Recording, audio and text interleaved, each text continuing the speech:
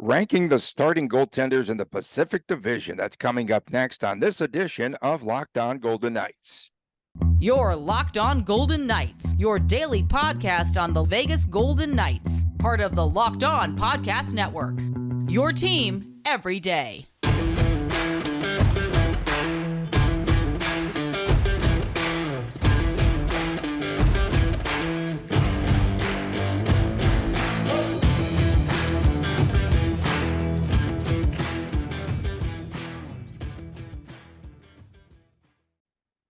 Hi again, everyone. Tony Cardasco and Chris Golick from Las Vegas. Thank you so much for making us your first listen each and every day. Find us wherever you get your podcast. Oh, the voice left me there for a moment. Here it happens to the best of us. Tune in on, pardon me there, everyone.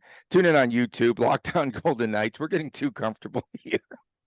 And subscribe, of course, on YouTube, Locked On Golden Knights. We are on X, marks the spot, at Tony Dasco, at TD Chris G, at Locked On VGK. So, Chris, NHL Network inspired us by doing some sort of a graphic that said rank the Pacific Division starting netminders. So they just posted that graphic, and then they left all of the heavy lifting up to us. So let's start on the bottom, okay? Starting goalies in the Pacific Division and how we might rank them. I'm sure that your rankings might differ slightly or what have you. But at number 8, it has to be because it's the Sharks and it's Kaapo Kähkönen. He became really the starting goaltender by default last season. Believe it or not, they have $5 million in cap space for their goaltenders. Now they added Mackenzie Blackwood. But Kähkönen, he changed his style last season from bad to worse, perhaps. Yeah. Don't know if that's going to help him at all this season.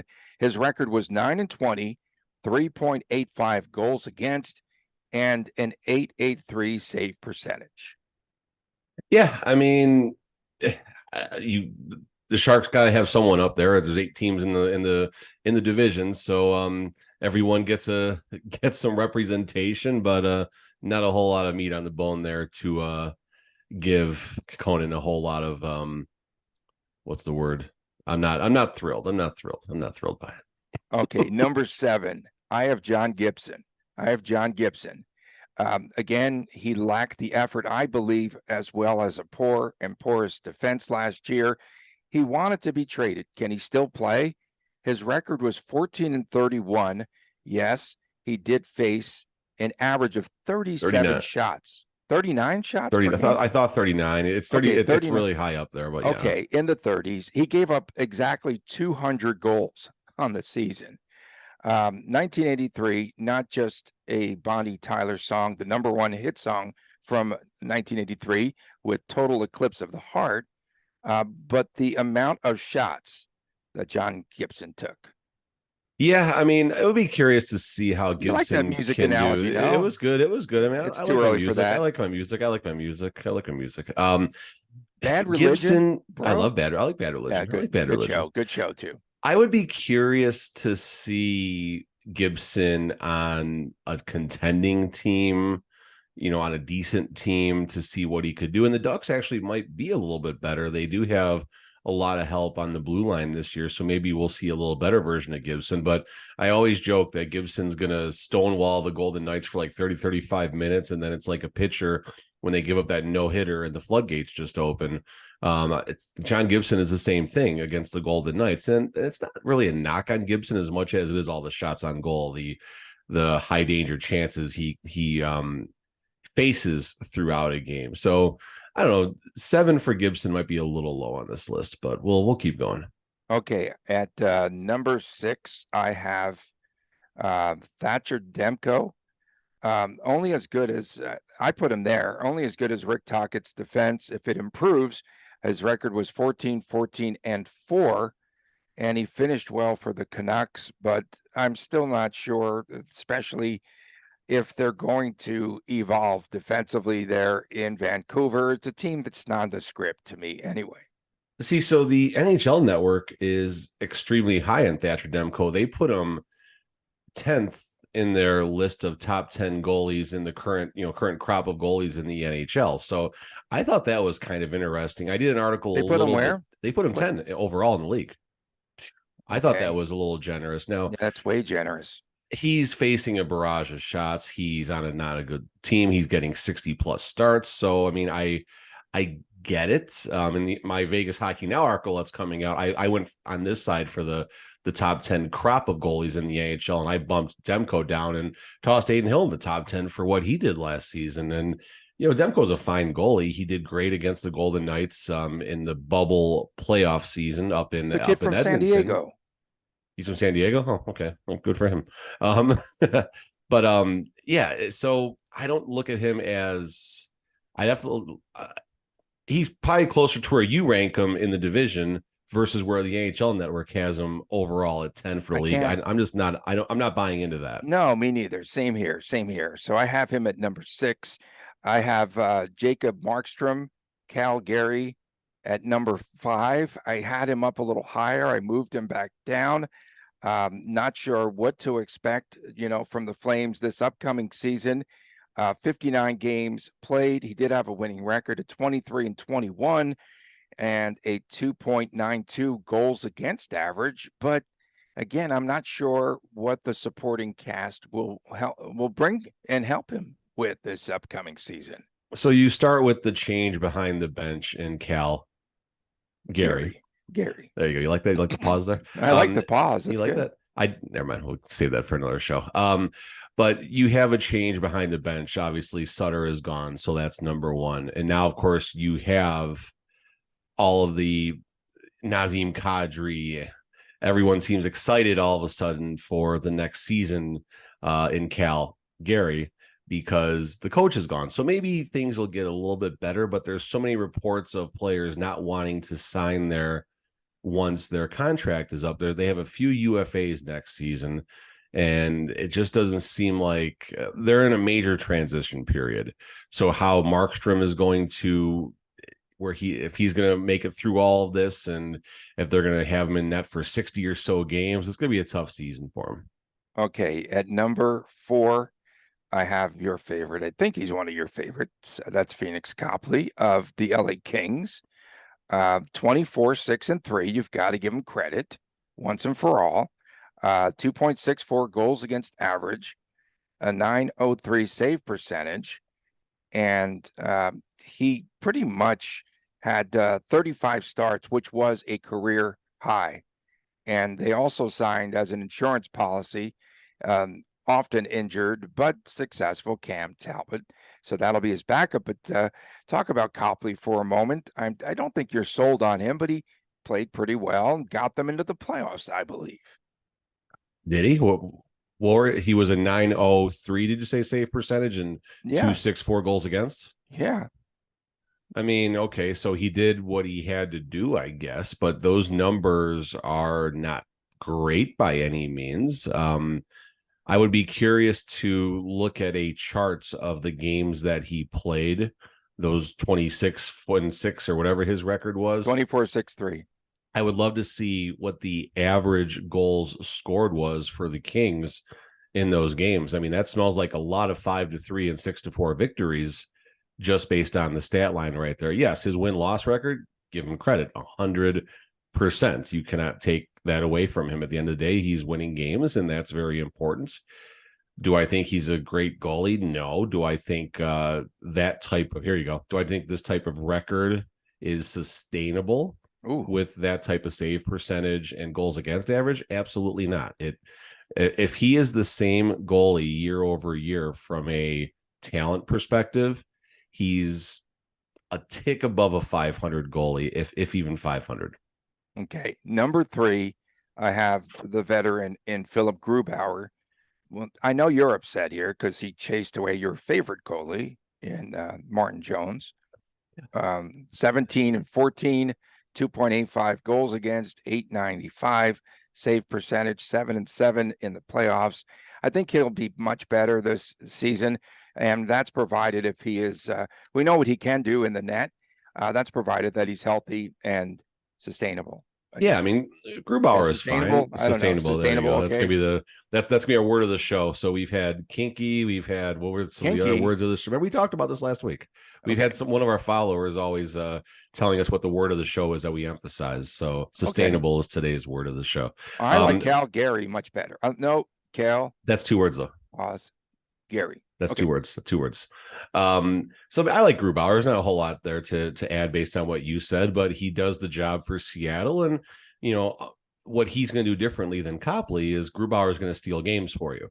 Copley, on the other hand, is going to make his layups, and that's about it. I mean, is Copley just John Gibson playing on a better team? Ooh, there you go. You like that? I don't know. But Grubauer is fine. I'm fine with his ranking. I like it. Okay, at number 2, don't call me a homer at the end of the day. Okay, let's just leave it there. Logan Thompson. Well, no, number 2, I have Stuart Skinner over Jack Campbell. He'll probably be the starter routinely. I just read a story over the weekend out of the Canadian press about Skinner, and the story was to the effect that after losing to the Golden Knights, I can't stop laughing. They said that they're emphasizing defense in the offseason in Edmonton. Come on.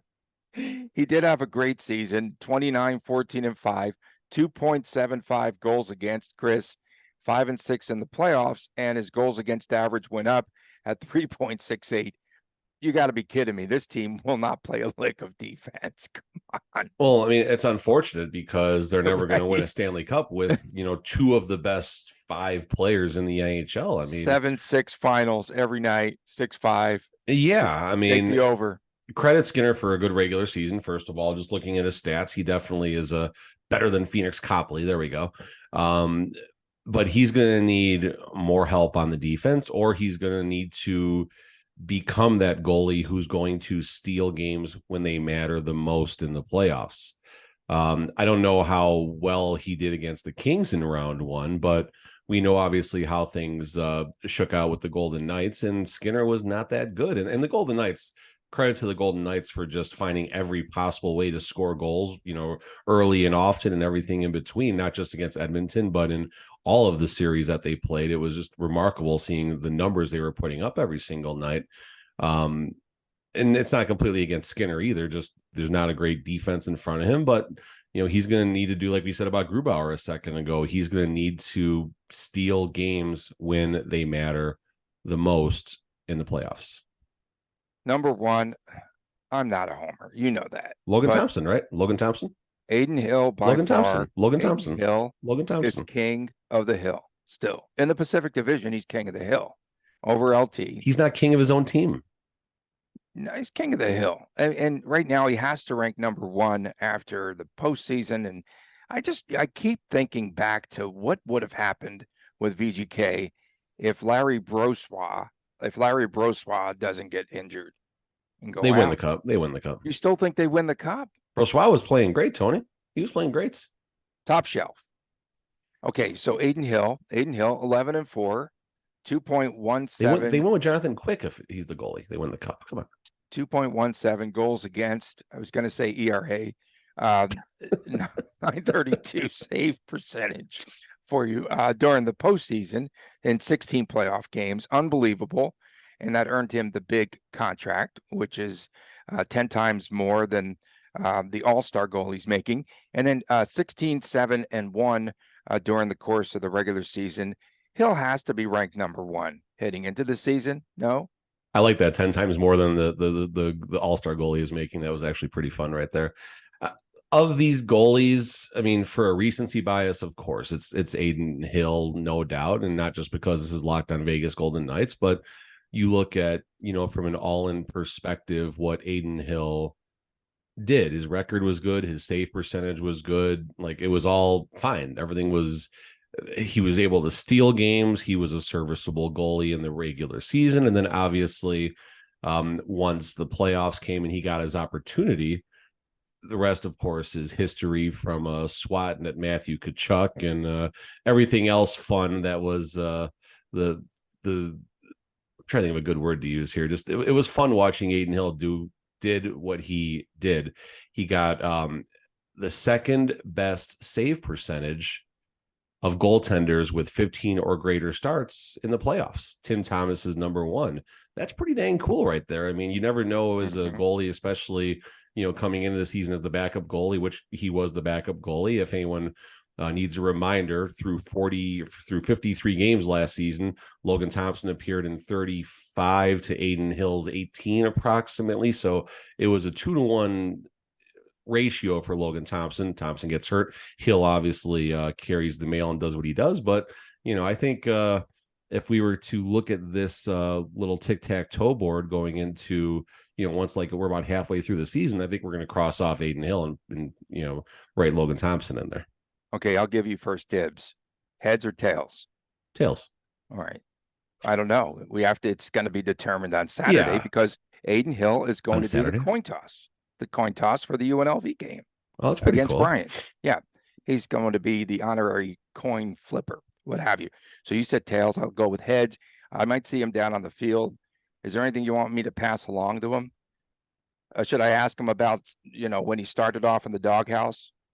You can ask about that. That would be fun. You can ask him if he has a new trick in the lower face-off circle in the pregame when he flicks the puck up and catches it behind his back. Tell him that's old news. He needs to improve. He needs to do something different now. All right. He is number one of the Pacific Division. Coming up next, is it important to win on the AHL level? Pretty interesting story from one of your colleagues that came out this week. This is crazy. This is fun. Yeah, we'll talk about that when we return right here on Locked On Golden Knights. Get ready for the NFL season with incredible offers from FanDuel, America's #1 sportsbook. Right now, new customers can bet $5 and get $200 in bonus bets guaranteed. Plus, all customers who bet $5 will get $100 off NFL Sunday Ticket from YouTube and YouTube TV. Now is the best time to join FanDuel. The app is easy, it's very convenient, and you can get everything on there from spreads to player props and much, much more. It's a lot of fun. So is betting on the NFL. So visit FanDuel.com/lockedon. Make sure to kick off the NFL season in style with an offer that you won't want to miss. FanDuel, official partner of the National Football League. We are back on Locked On Golden Knights, and so is my voice. Well, that was a real shaky start today, Chris. Return questionable. Please, definitely questionable. Please subscribe to the YouTube channel.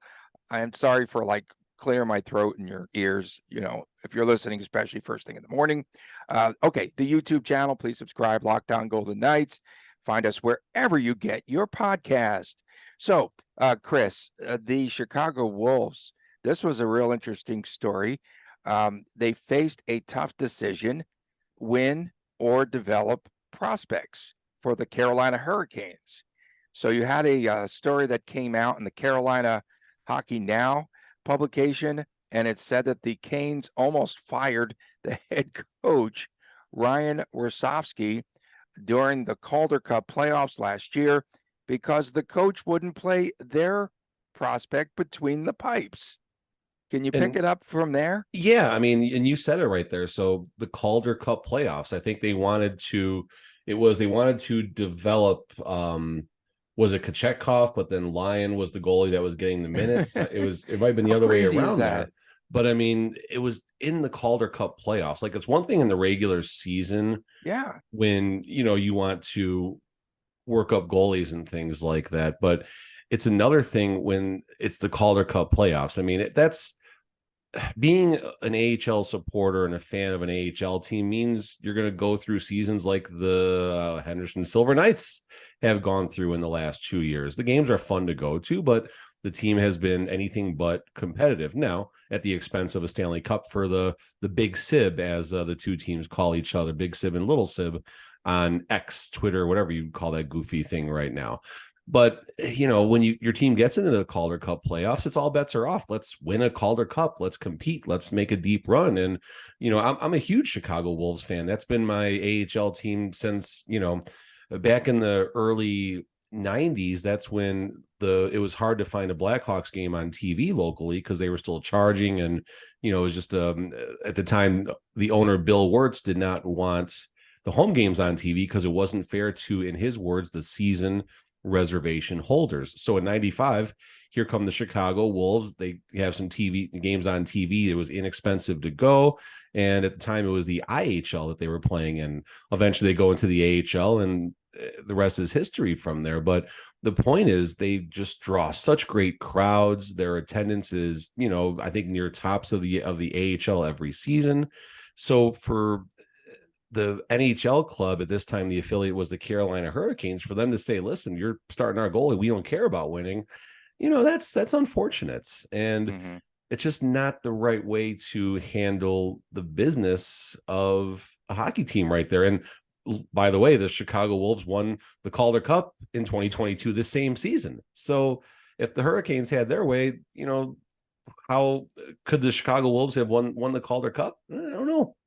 So as of this moment, according to that article, Carolina is without an ECHL affiliate, and they don't have an AHL team. Yeah, the Wolves threw them out. They don't want nothing. They want nothing to do with them. They're going to be independent, actually, which is going to make them competitive. Really fast here. I want to bring this up earlier. I was at America First Arena last night, which is the former lifeguard arena. Good that was sponsor good. Shout out. There That's we go. good. Like that.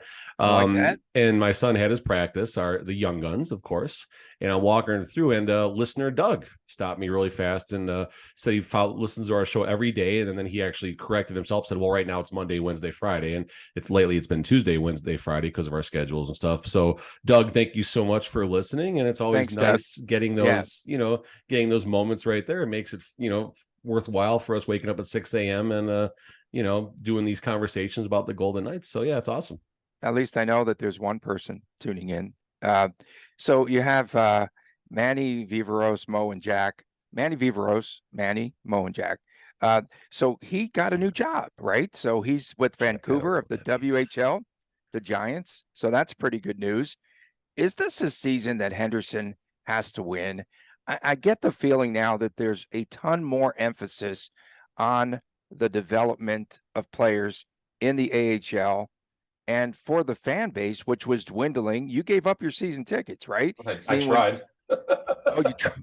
I tried. Still on sale. Again, contact at TD Chris G on Twitter if you want to buy them. But Ryan Craig, I think, to me, there was a major disconnect between the parent team and its minor league affiliate here in Henderson down the block. And you could see it. It was evident. And when South Beach Bruce, when he came up and said, hey, I don't even know who to bring up. They're telling me, again, they should be watching this. It's not far. You go down and you watch some of the players. You go to their practices. You mingle with everyone, the GM and coach. And I think that there was a major disconnect. And I think that the gap will be closed this year. And I think that that could mean that there will be a successful season ahead for Henderson. Can't bank on it, but I still say with them working together now and more collaboration, I think only good things could happen. Yeah. So, I mean, I think the first question was, is this an important season? There was a question at the start of that. Okay. Yeah. Is this an important season? And we talked about the importance of winning at the AHL level versus developing players. And then you obviously have the business side of all this because, the team has to pencil financially. They got to make money and, they can't keep, raising the price of popcorn to 30 cents a kernel. They just, they're not going to make a whole lot of money at the gate if they keep on doing that. The Silver Knights averaged 4,721 fans per game. Were there 4,721? Yeah, little inflated. Well, that's probably how many tickets are sold. There's a lot of season tickets sold, but just people, there was not that many people at the games, especially some of those midweek Wednesday games. There's, 2,000, 1,500 people there. And then the weekends, they probably do push close to that number. Now, 4,721 people, that represents about 78-80% of the total capacity for the Dollar Loan Center. That's also important to point out. It's a small arena. It doesn't take much to sell it out. The question, I guess, it's about 60 in 68. The 60%. 68 percentile, 68%.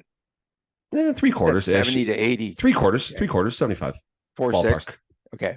This is a math show now, people. Math show now. 73%. Either way, 72.5. I think most AHL teams would take that percentage of ticket holders walking in the door from a percentage perspective, I guess is my point here.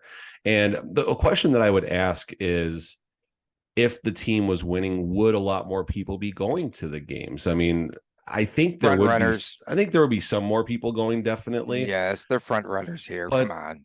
yeah, I mean, and that's fair. But okay, so but when the Golden Knights didn't have that good of a fifth season, they were still selling out T-Mobile And if Arena. they fired that town crier guy, then they'd be a much better organization. You and the town crier. Well, I am curious to see if what they do with the on ice presentation this year. I'm curious to see. No good? Was it no good?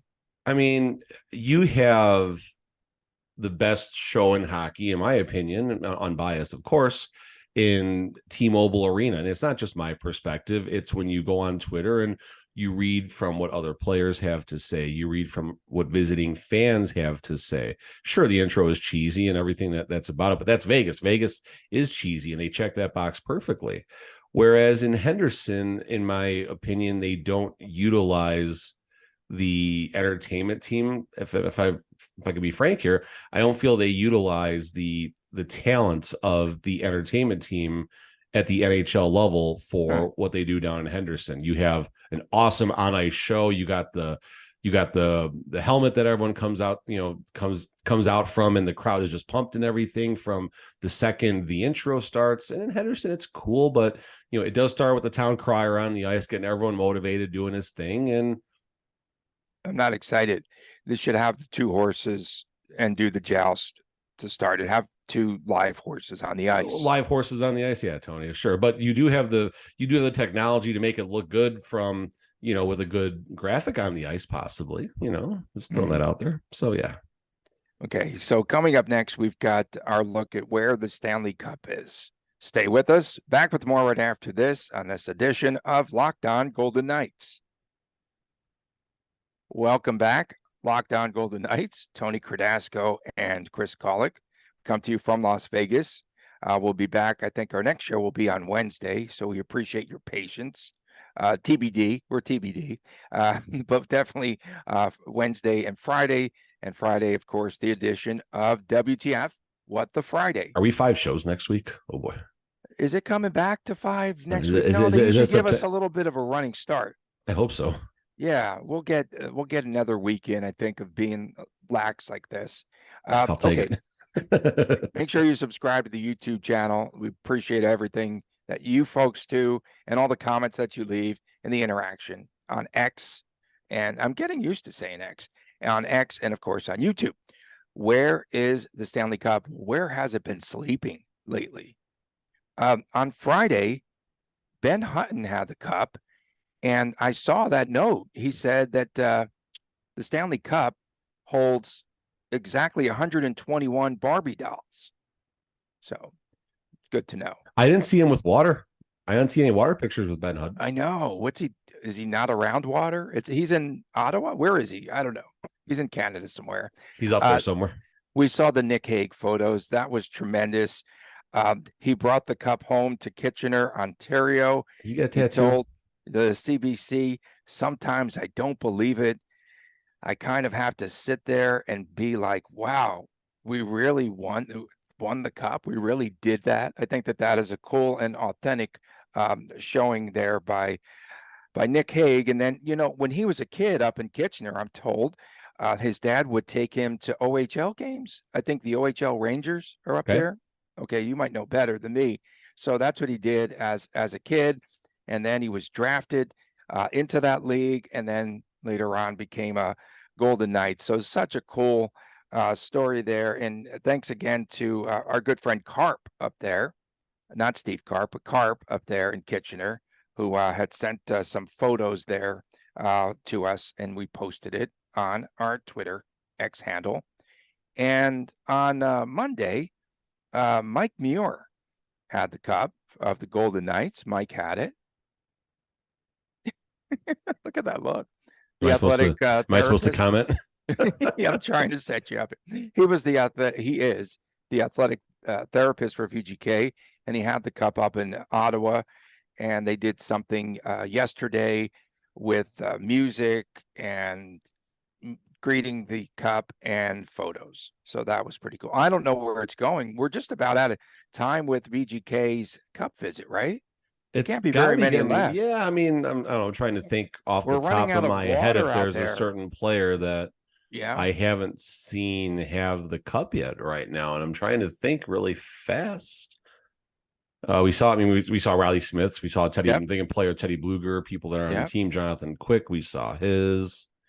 Yeah, I don't know, Tony. Who else hasn't had the cup yet? I don't know. I'm at sure least regular, goalie.